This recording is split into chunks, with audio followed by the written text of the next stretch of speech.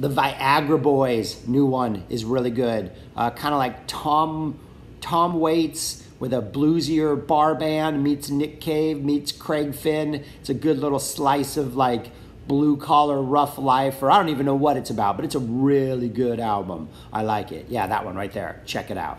Hello everybody, welcome to my channel. I'm Shaggy, the opinionated hippie on a cold Texas morning. I'm currently ranking and reviewing every single Frank Zappa album released while he was alive, and I'm currently on number 48, Boulez, sorry if I'm mispronouncing that, Conducts Zappa, The Perfect Stranger. So this is a clap. This is misleading. Let's just go from the beginning. So Boulez, Pierre Boulez, conductor, commissioned a piece from Frank, which turned out to be The Perfect Stranger.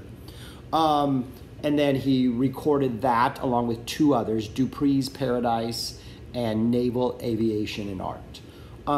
3 songs. However, there are 7 songs on this CD because the other 4 are synclavier pieces. This is our first album that has synclavier, again, if I'm mispronouncing that, I'm sorry, work by Frank. So the synclavier was a synthesizer that you can program, you can put samples in. It is heavily used on Zappa's Live 88 tour. You can hear it on Make a Jazz Noise here. You can hear it on all the 88 albums. It's those weird bursts of noise and the samples and all that stuff. He used that live. Ed Mann and Frank mostly triggered it. I think Wackerman sometimes had control of it, say with Bobby Martin, but rarely those two. But anyway, so there are 4 synclavier pieces. And I'm not a big fan of the synclavier pieces. They're very artificial sounding. There's not much warmth to them at all. However, other than Civilization 3, which was released after he passed, the pieces on here are probably my favorite synclavier pieces. And I love the orchestral pieces. However, I think if it had been 7 orchestral pieces, this would be ranked higher, because even though these are my favorite synclavier pieces, they're still synclavier. I'm going to try not to say that word anymore. So it came out in '84. It starts off with The Perfect Stranger, your typical Frank Zappa kind of atonal, all over the map type piece. I think the highlight, one of the things I really like about this song and Dupree's Paradise, is there are a lot of instances where individual instruments kind of just jump out at you. The Perfect Stranger is a 12.5-minute piece, and right around past the 7-minute mark, it slows down, and there's kind of this atmosphere that starts off, I think it's a plucked harp.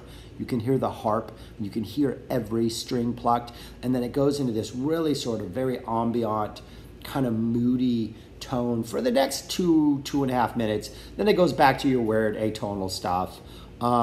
There are 200 Motels sort of like callbacks on here.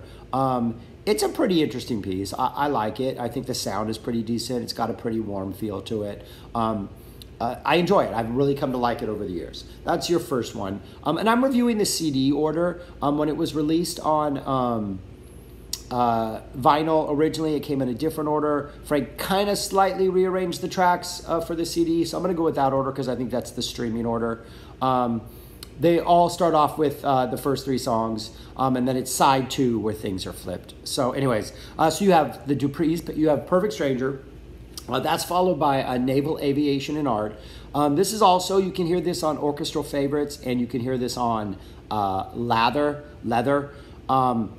I like those versions better. Those versions are a lot kind of harsher, a little more like, there's, I think, on those, there's a single violin that does like that opening sort of, where here it sounds like it's 3 or 4 of them. It has this is a little darker maybe, and a little just, maybe even like a more of a minor key or something, I don't know. But it doesn't have that harshness. It's more of a ooh kind of feel. Still a good performance. I think it's a great song. But I think this arrangement is is not as good as the Orchestral Favorites version, but it's still a good song. That's followed by The Girl in the Magnesium Dress, which is a synclavier piece, a pretty minimalistic one, not much going on here. There's a version of this on the Yellow Shark, which is where it is performed live, which I think is more interesting just because it's performed live. But But that's side one on the album, first 3 songs on the CD. Then on the CD, what comes next is Dupree's Paradise. This is a orchestral version of this. Boulez conducting his ensemble. I love this piece. The main theme is there. You get a lot of very prominent piano work in it. All these songs have a story. The Perfect Stranger story is a vacuum salesman, the Chunga's Revenge vacuum, and demonstrating his wares in front of a bored housewife that watches, and a dog. Naval Aviation and Art is a sailor looking through a porthole out at the ocean while he paints, and other people who are not as artistic as him sleep in the back. And then the story for Dupree's Paradise is a lounge at like 2 a.m. in Los Angeles, and people are just hanging out doing their thing. I love Dupree's Paradise. This is a great version of this song. Again, the piano work and the recording, it sounds good. Just a great, great song. This is a good album, man. If you like synclavier stuff, you're going to really like this album. It's this low on my list because I don't like the synclavier pieces, even though these are the best ones, like I've said. So anyways, you get Dupree's Paradise on the CD. Then you get Love Story, which is, again, I think the least interesting synclavier piece on here. Not much happens there. It's kind of forgettable, I think. It's short. I think it's a minute long. Then you get Outside Now Again. This is the original Outside Now solo, the one that you can hear on guitar, the one that's in Joe's garage, arranged for synclavier. So you hear that opening that opening arpeggio riff that dominates the song. That's played by the synclavier, and then Frank's guitar solo notes are then programmed into the synclavier. So this is essentially a guitar solo turned into a synclavier piece. I like this. It's good. It's neat to be able to catch the melodies of Frank's guitar and match them up with what he's doing here. So this is a great song. And then Jonestown is a great piece. Jonestown reminds me of some of the Civilization pieces. This is a moody, atmospheric piece. Jonestown was down in Guyana, where Jim Jones, if you aren't familiar with it, Google it. It's where the phrase "drink the Kool-Aid" comes from. He fed his followers some Kool-Aid with cyanide. Some of them died. Most of them died. Some tried to escape and were shot.